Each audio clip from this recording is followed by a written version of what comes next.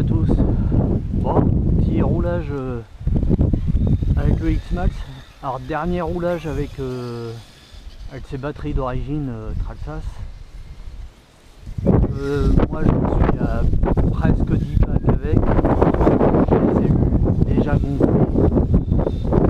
Le vendeur m'avait assuré de n'avoir pas fait plus de 10 packs avec la machine. Vu l'état dans lequel elle était, c'est très probable que ce soit vrai. Donc mauvais stockage, mauvaise utilisation, je sais pas, mais elles sont très gonflées, donc moyen confiant. Dernier roulage avec, je vais les emmener jusqu'au bout. Après je coupe les prises, je les récupère pour me faire un adaptateur EC5 pour le chargeur et elle dégage. Alors là, roulage tranquille hein, sur le circuit sans saut.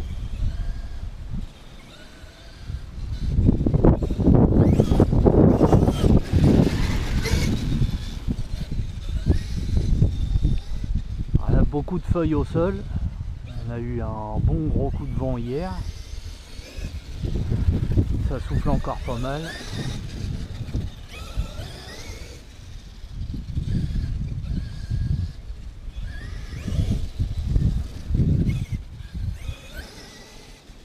Ça a bien plu hier et cette nuit, mais le terrain est gras mais sans plus. Franchement, c'est le peu de pluie qu'on a, ça a vraiment du mal à refaire revenir à la nature. On voit bien, c'est pas hyper vert.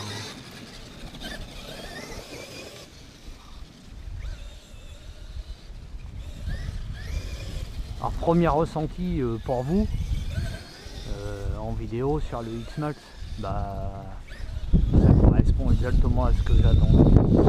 J'adore cette caisse, elle est monstrueux. Ouais, il y en a qui trouvent pas ça maniable, franchement. Si tu ralentis bien avant les virages, tu accélères comme il faut, c'est un véhicule qui part. Franchement, moi je trouve ça plutôt bien maniable. Hein.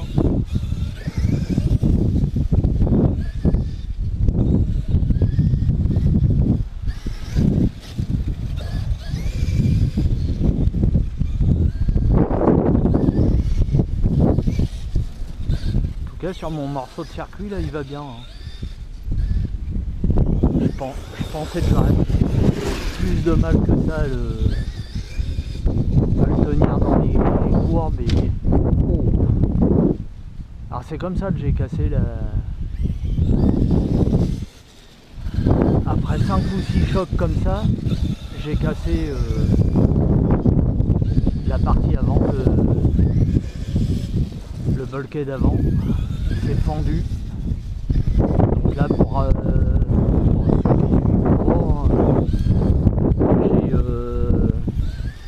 j'avais pété donc bulkhead avant et coque de diff.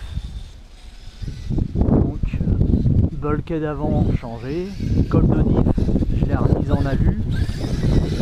La sous-plaque qui est en plastique normalement là sous le bulkhead, je l'ai mise en alu, GPM.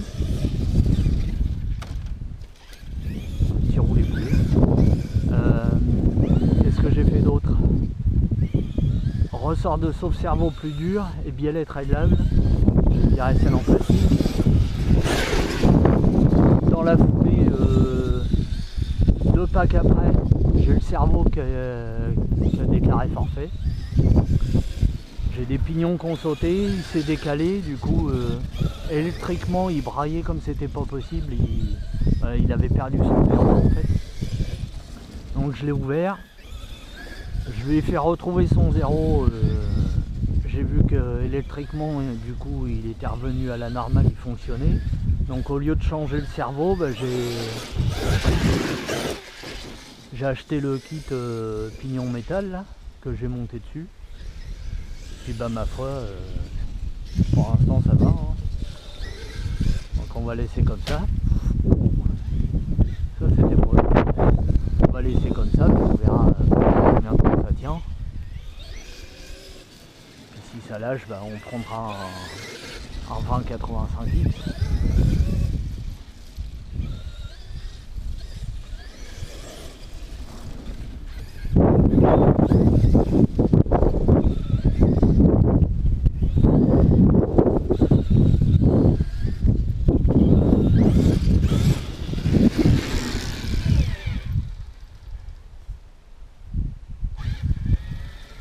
Ouais, je trouvais qu'il y avait du bruit. Voilà. Ça fait un peu de bruit. Bon, rien de méchant. Il ramasse de la feuille. Ce qui est bien, c'est qu'il reste propre dedans. Ça, j'adore. Et je le trouve franchement superbe avec cette carreau. Il va falloir que j'investisse dans une incassable pour essayer de préserver celle-là au maximum pour l'étagère. Parce que je sais même pas si on peut encore trouver des vieilles versions de carreaux. Celle-ci, franchement, je la trouve vraiment jolie. Mais est-ce que j'ai pas vraiment regardé, est-ce que je peux encore trouver des... Parce que celui-là, pour rappel, c'est un modèle 2021. Est-ce qu'on peut trouver encore des anciennes carreaux que Traxxas fait? Je sais qu'ils changent assez régulièrement, etc.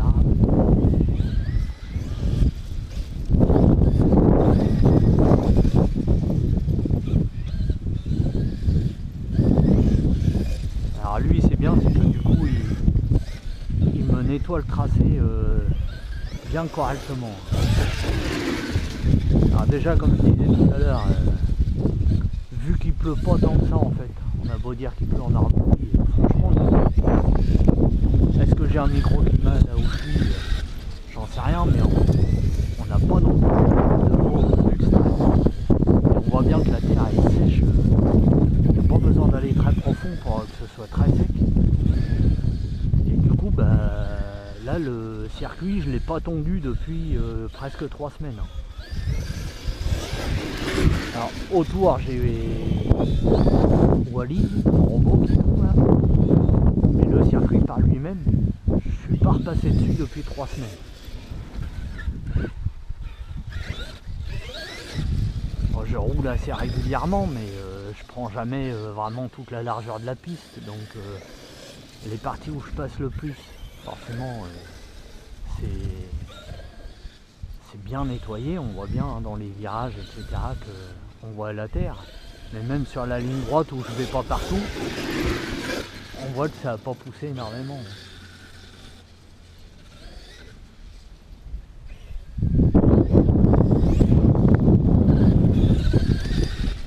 Un prochain investissement prévu, bah, ça sera, comme je disais, une carrosserie incassable.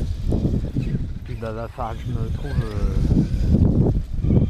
des tremplins adéquats à sa taille. Hein.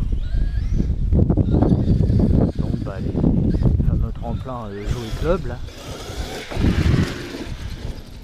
J'ai des petits tremplins mais ils sont trop petits pour lui.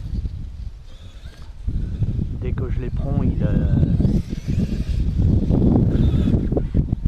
a le popotin qui est catapulté.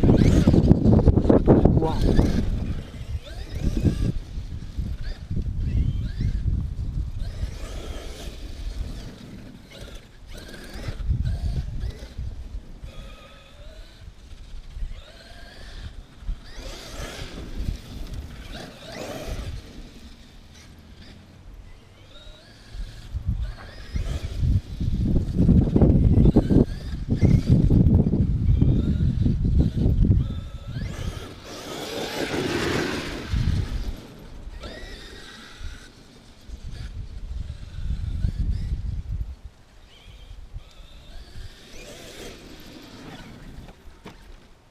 Ah, trop de frein.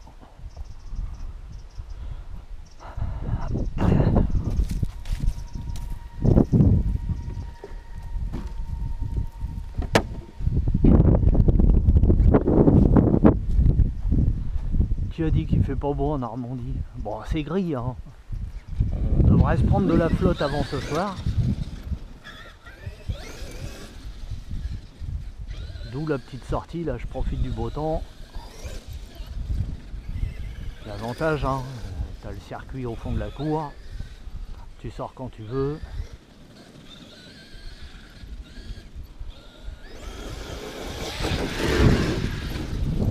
J'ai la chance de pouvoir rouler presque tous les jours. Ah, Nico!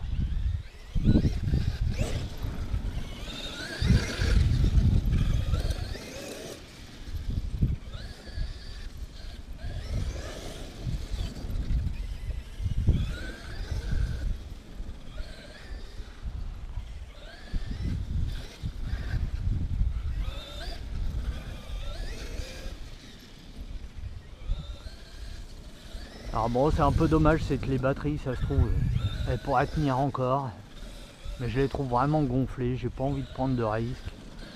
Là, à chaque fois que je les charge, je serre un peu les fesses et je suis obligé de rester à côté. Quand je roule, c'est pareil, je me dis que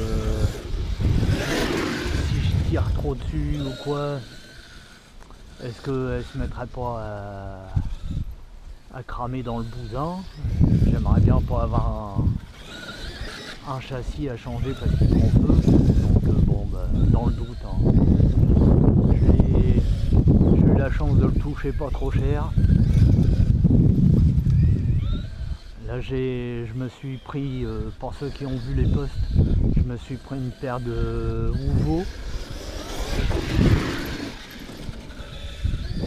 J'ai trouvé le prix correct de la paire à 93 €.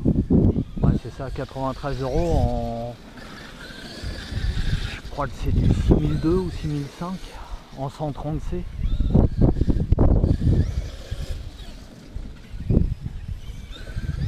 Alors, je gagne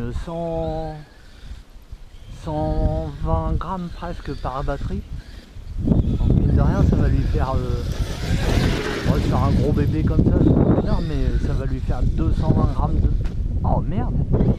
Décidément, ça va lui faire 220 grammes de moins à trimballer. Bon, je pars sur des batteries, j'ai ce qu'il faut. Je vais voir, j'ai installé le module Bluetooth là, pour voir comment fonctionne un peu le chargeur. Alors j'ai trouvé chiant la dernière fois, j'ai réussi à mettre en route mes batteries. Alors, là c'était les batteries ID, donc il les reconnaissait sans problème, mais je voulais voir en Bluetooth ce que j'avais comme réglage, etc. Le problème c'est que tu te casses, tu reviens avec ton téléphone pour te reconnecter, et ben le machin, impossible de te reconnaître. Il fallait que j'éteigne mon téléphone pour le rallumer, pour arriver à réobtenir le Bluetooth, la liaison entre les deux, ce qui est un peu chiant, quoi. Alors je vais tester. On peut charger des batteries normales avec, donc je vais tester un peu, mais si le système Bluetooth est vraiment trop chiant à connecter, c'est un chargeur qui sera avant, qui dégagera. Je crois c'est Max ERC l'autre jour dans sa vidéo, il disait qu'il aimerait bien tester. Bon, au pire je lui enverrai et puis il verra ce qu'il en fait.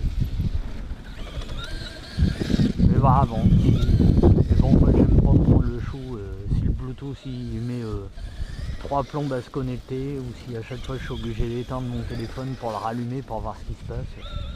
Je me connais, ça va me gaver. J'ai un chargeur double qui va très bien. Donc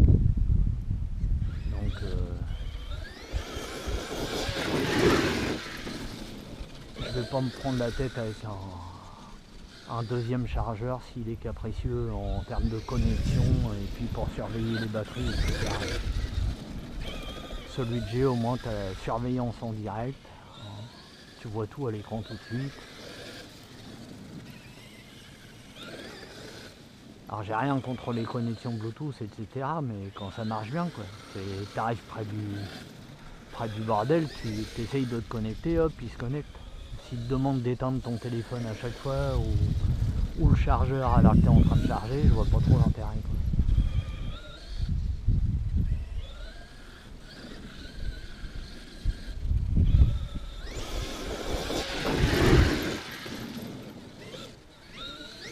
c'est vraiment un bestiau super soyeux.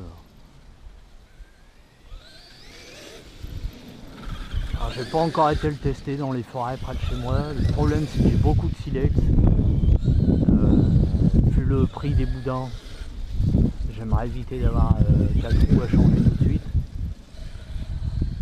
En plus ça c'est du coup c'est les anciennes générations, donc si j'ai bien suivi un peu tout ce qu'on voit sur les vidéos, ils sont costauds mais il faut pas non plus abuser, donc moi aussi c'est pour les éventrer sur un silex, première sortie en forêt.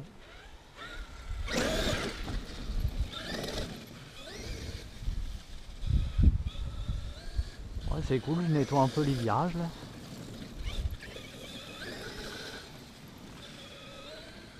Allez, je vais couper, je vais vous épargner le reste, hein, parce que je sais pas combien de temps ça va durer. Comme là, de toute façon j'ai décrété que les batteries étaient mortes, donc je vais les emmener jusqu'au bout. Là, jusqu'à la coupure totale. Jusque là, je m'arrêtais un peu au feeling, et jusqu'alors, je m'arrêtais toujours à 3,7, 3,8. Donc pas vraiment en coupure et puis pas vraiment trop bas. Hein. Donc c'est sûr, c'est pas moi qui les ai fatiguées, les batteries, elles avaient déjà un coup dans l'aile.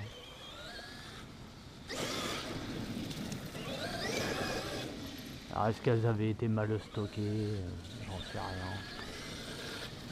Parce que franchement, vu l'état de la machine, j'ai vraiment pas de raison de ne pas croire le vendeur qui m'a dit n'avoir fait que du papier.